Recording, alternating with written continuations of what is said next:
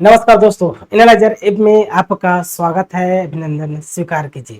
फिर दोस्तों, हमारे छत्तीसगढ़ में एकमात्र जो जल परिवहन है या नौका परिवहन है उस पर हम चर्चा कर लेते हैं बहुत ही विस्तार से। देखिए, इसको समझने के लिए दोस्तों हमारा मैप क्लियर होना चाहिए। चलिए उस मैप को मैं क्लियर करता हूं। उसके बाद जो नौका परिवहन है, जल सुविधा उपलब्ध है हमारे छत्तीसगढ़ में, जल परिवहन की सुविधा, उस पर हम चर्चा करेंगे। ठीक, चलिए दोस्तों, इसको जानने के लिए आपको सबसे पहले क्या समझना होगा। देखिए, महाराष्ट्र के नासिक में त्र्यंबक की पहाड़ी है। वहीं से दोस्तों एक नदी का क्या होता है, उद्गम होता है।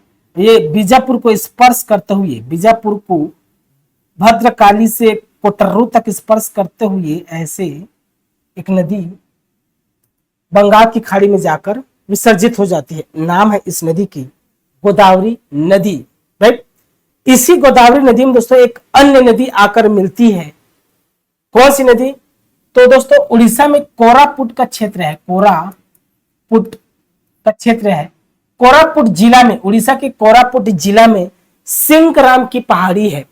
उस सिंकराम की पहाड़ी में एक नंदपुर पर्वत है। उस नंदपुर पर्वत से एक नदी बस्तर में प्रवेश करती है। प्रवेश करते ही दक्षिण मुड़ जाती है और ऐसे सीमा में बहती है, बस्तर और उड़ीसा के सीमा में। फिर सुकमा में प्रवेश करती है, सुकमा और उड़ीसा के सीमा में बहती है। ऐसे बहते हुए दोस्तों ये जाके कहा, आंध्र प्रदेश में, आंध्र प्रदेश के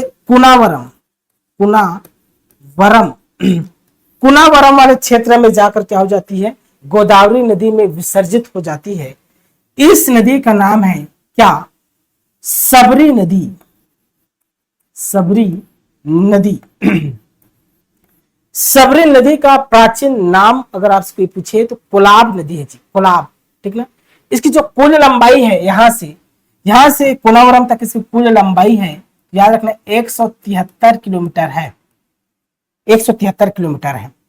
इसी के तट पे दोस्तों, इसी के तट पे सुकमा में दोस्तों क्षेत्र पड़ता है कोंटा तहसील विधानसभा क्षेत्र भी है। तो कोंटा इस सबरी नदी के तट पर स्थित है। ठीक ना, सबरी नदी के तट पर कोंटा स्थित है जी, इस बात को याद रखना है। इसी कोंटा से ना, अब इसको मैं कलर कर देता हूं। इसी कोंटा से देखिए, कोंटा से आपका आंध्र प्रदेश में कुनावरम तक कितने किलोमीटर की लंबाई? यहां से यहां तक जो लंबाई वो 36 किलोमीटर, मात्र 36 किलोमीटर की लंबाई तक जल परिवहन की सुविधा उपलब्ध है। इसी में क्या? जल परिवहन